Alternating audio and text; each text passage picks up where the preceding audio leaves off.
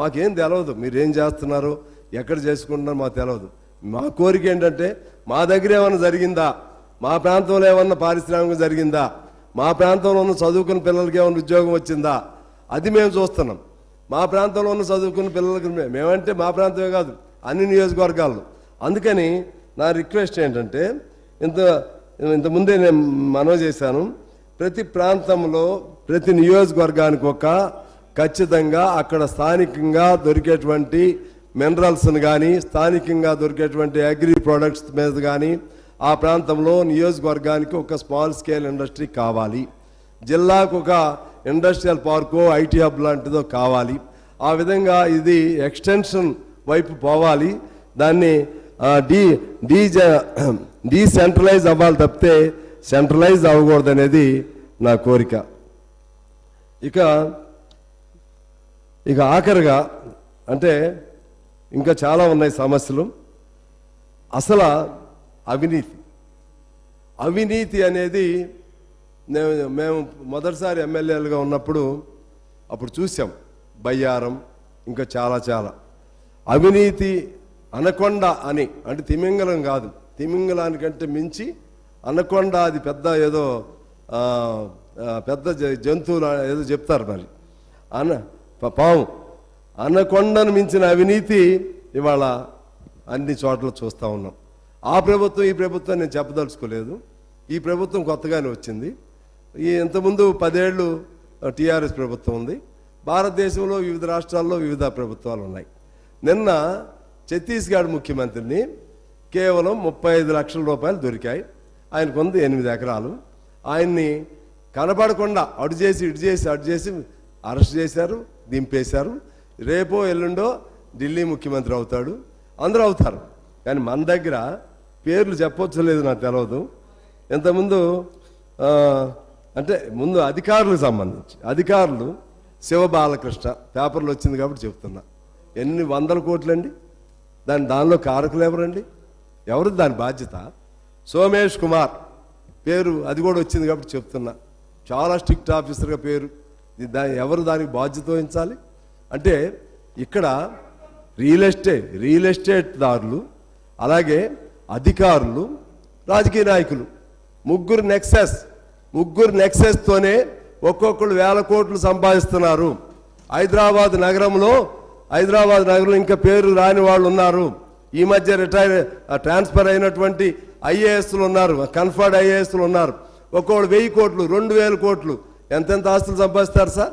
ఎక్కడి నుంచి సంపాదిస్తారు వీళ్ళు? ఎక్కడి నుంచి వచ్చినాయి ఇవన్నీ?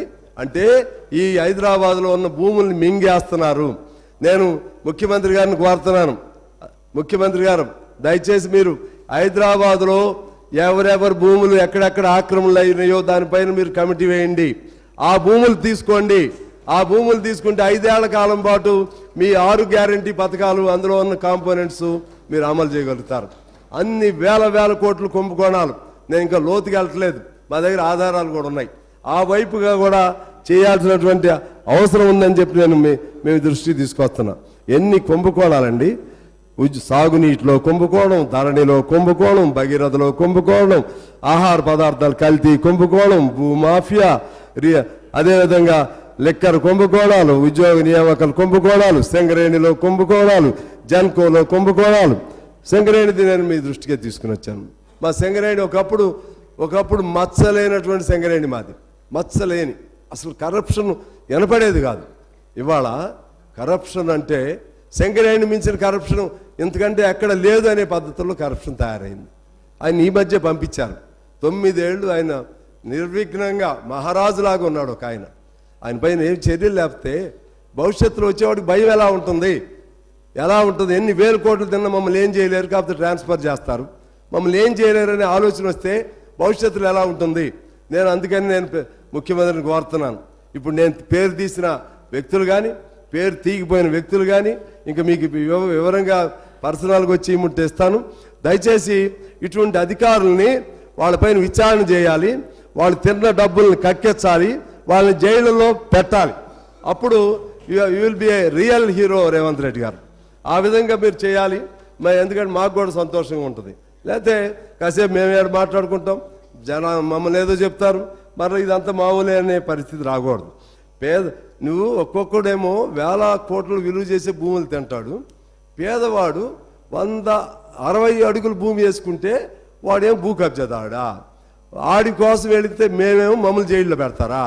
మా మీద కూడా నేను మా మిత్రులకు మద్దతు ఇచ్చినాక నా మీద పాపం వాళ్ళకి తెలవదులే, వీళ్ళకి తెలవదు, పోలీసులు డ్యూటీ. వీళ్ళకి మద్దతు ఇచ్చిన తర్వాత మునుగోడులో మేము సపోర్ట్ చేసినాక నా మీద 4 కేసులు పెట్టారు. ఏది జెండా పాతాం ఓ చోట అబ్దుల్లాపూర్ మెట్లో భూమి కోసం, చేవెళ్ళు వెళ్ళా 2 చోట్ల కేసులు. నన్ను అసలు బయటకు రానికుండా అరెస్ట్ చేయాలని చూశాడు ఒక సిఐ. అంటే భూములు పేదాడి భూముల కోసమేమో ఇంత పకడ్బందీగా ఉంటారా? పెద్దల భూముల దగ్గరికి వచ్చేసరికి మాట మంచిగా ఉండదా? పెద్దల భూములు వచ్చేసరికి అందరూ ఒకటేలాగా అనే భావన వస్తుందా? ఇది ఎక్కడో చోట దీన్ని కంట్రోల్ చేయాలని చెప్పి నేను కోరుతా ఉన్నాను అధ్యక్ష. అదేవిధంగా ఇంకా ఆఖరి అంశం చెప్పి నేను క్లోజ్ చేస్తాను.